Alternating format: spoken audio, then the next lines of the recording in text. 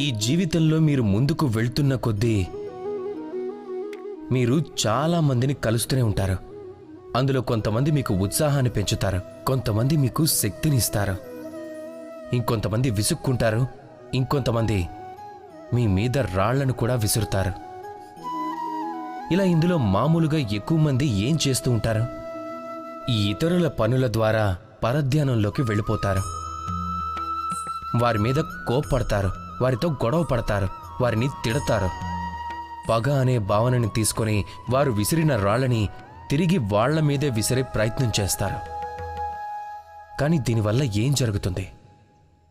ఇది మీ లక్ష్యం, ఇక ఇది మీ దారి. ఇప్పుడు ఈ మాటలన్నింటి కారణంగా మీరు ఇక్కడే ఆగిపోయి వారిని ఎదుర్కొంటూ ఉంటారు.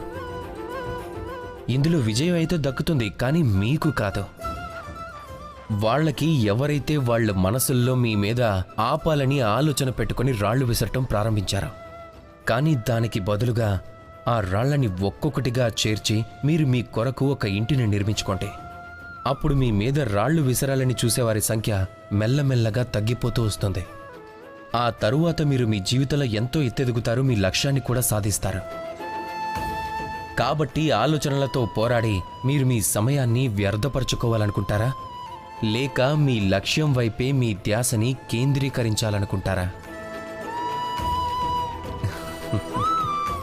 నిర్ణయం మీదే. రాధాకృష్ణ.